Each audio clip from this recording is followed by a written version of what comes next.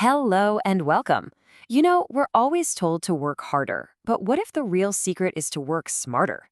Today, we're going to build a professional toolkit, distilling some key insights for career success. We're going to move from just mastering your day-to-day work to actually designing the career you truly want. So let's start with a really foundational question that comes from our source material. It is so easy to be busy, right? I mean, we all are. But are we actually being effective?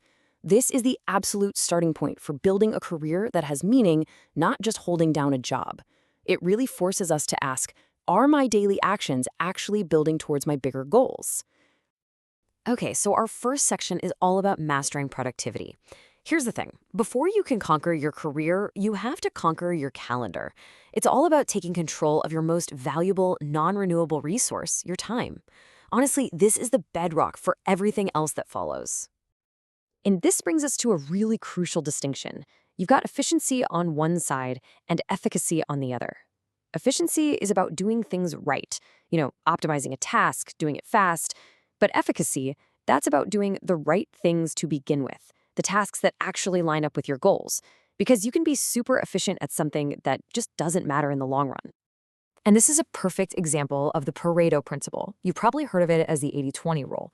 The basic idea is that roughly 80% of your results are going to come from just 20% of your efforts. So the key to efficacy, to being effective, is to figure out what that critical 20% is and just ruthlessly focus on it.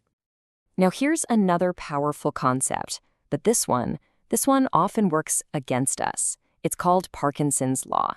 And simply put, it means that if you give a task a week, well, it's going to take a week. This law is a challenge to all of us, to set firm but realistic deadlines, to fight that natural tendency we all have to just fill the time we're given.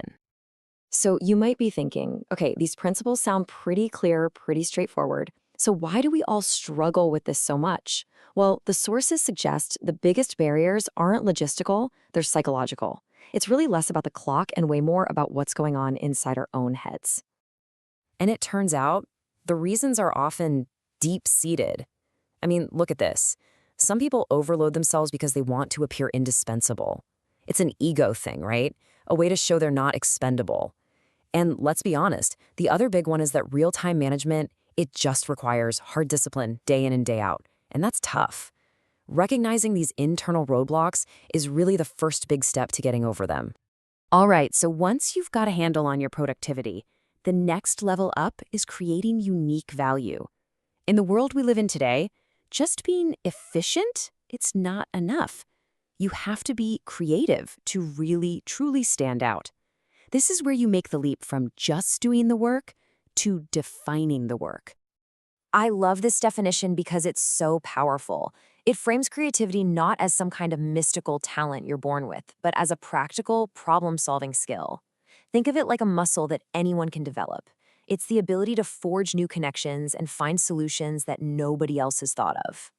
So how you build that muscle? Well, here are 4 really practical skills. First up, divergent thinking. Basically, instead of grabbing the first solution you think of, you generate a whole range of possibilities. Go wide.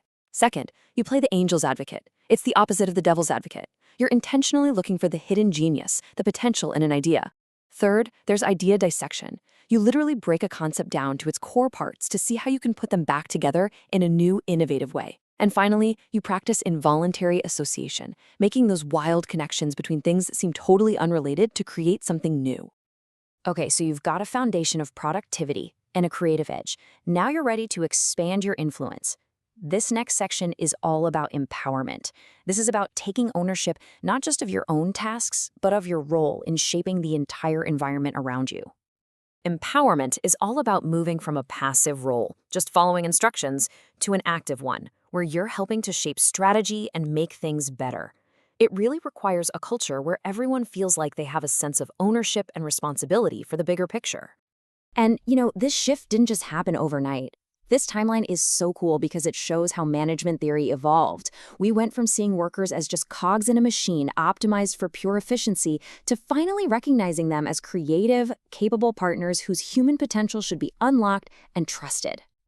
And this is what that evolution looks like in practice. Today, a great place to work isn't about top-down control. It's built on a foundation of trust. People feel empowered when they believe in their leader's credibility, when they feel respected and treated with impartiality, when they enjoy a real sense of camaraderie with their team, and when they take deep pride in the work they do. Now for our final section, where we bring everything together. With this toolkit, productivity, creativity, and an empowered mindset, you can finally start to intentionally design your career path instead of just letting it happen to you. Look, a successful job hunt isn't random. It has to be systematic. You have to start with absolute clarity. First, define your objectives. Know exactly what you're looking for. Second, identify your skills so you understand the value you bring to the table. From there, you create a strategy to actively market yourself. And finally, you use your contacts. You leverage your network to open those doors. This table is great because it clarifies the totally different jobs of each tool. Think about it this way. Your CV or resume, that's just the hook.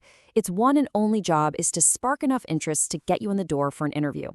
The interview, on the other hand, that's your chance to close the deal. That's where you demonstrate your value, your personality, and why you're a great fit for the team.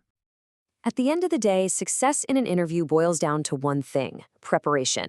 A great interview isn't just about you answering their questions. It's a two-way conversation where you prove that you can solve their problems. It's about showing you've done your homework and that you're genuinely interested in contributing, not just collecting a paycheck. And so here we are. We bring it all together. Personal productivity, that gives you control over your time and your energy. Creativity, that gives you a competitive edge. And empowerment, that gives you real influence over your environment. See, these aren't separate ideas. They are an integrated toolkit for building a career with intention and with purpose. So we'll end with this. This whole thing, it's not just an explainer. It's really a call to action. The framework is here. The tools are in your hands. So the real question is, what are you going to build? The next move? That's yours.